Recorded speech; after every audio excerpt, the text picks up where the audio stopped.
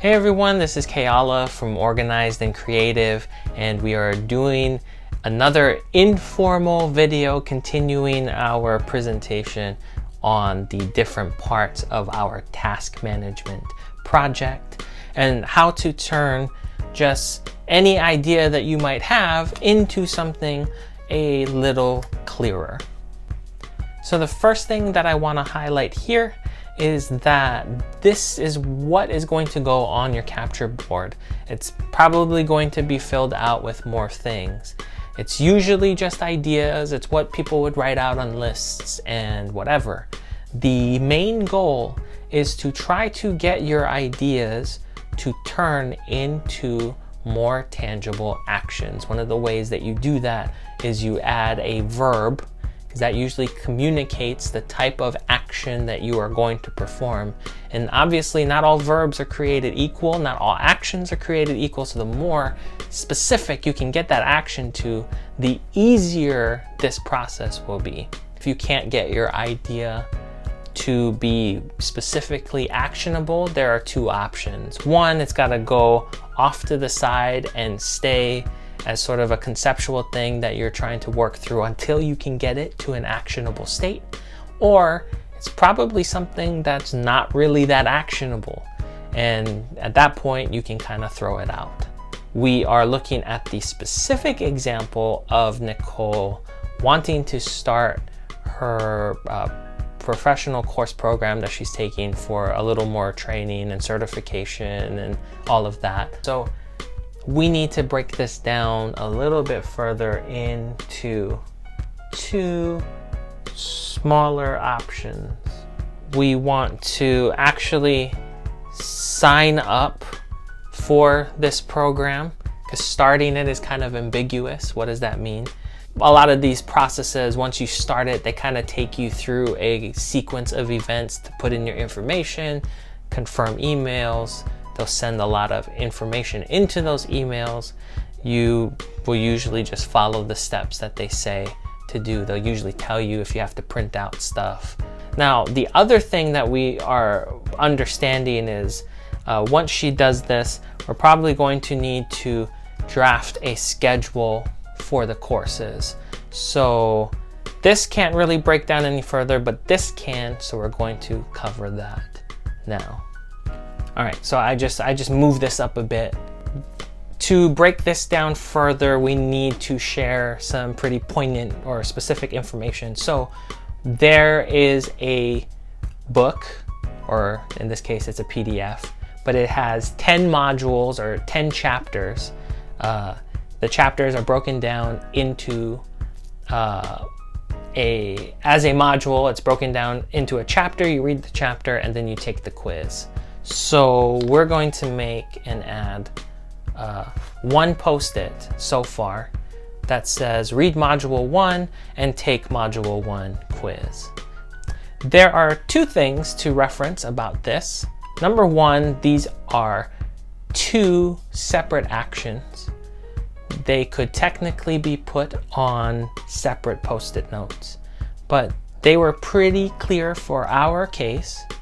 And so they've been put together onto the same post-it note because what they are is a task batch.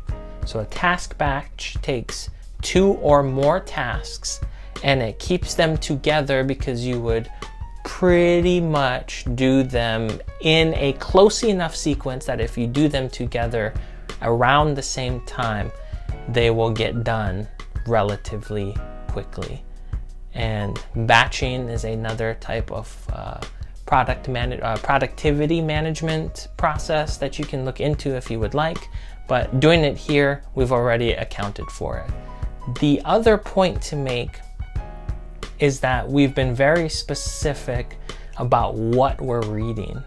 So a lot of people will put on their to-do lists, read a book or whatever. And even if you are reading a book a day, which some people do, you still want to be specific about what chapters you're reading when, and we'll get into how you can manage that later. All right, so I've gone ahead and just laid out the post-it. So now we have a post-it covering each module and quiz. And since there were 10, we have 10 post-it notes. So right off the bat, what this has done is this has taken this, which is a pretty ambiguous idea, or this ended up being kind of a mini project, and we've broken it down into the specific tasks that would actually complete taking the course. There's no final test. If there was, we can always put that. But for this case, once she's done, she's done. We can take this post-it out of the picture. Now, we have the 10 modules out, and what I'd like to just reference real quick is the progression at which I've written them out. So by the time I got to writing this out, I think I had already done it here, but I shortened module to mod just so that it was quicker for me to write it out. And then eventually here I wrote out the numbers. Ideally, I would have kept the same continuity throughout because I kind of like to be that specific. If it's for your own use, I would probably recommend just going straight to the point. So as soon as you find it, you do it. And if you have to repeat this process, you do this, not this. Makes it so much easier. It saves a lot of time and guesswork.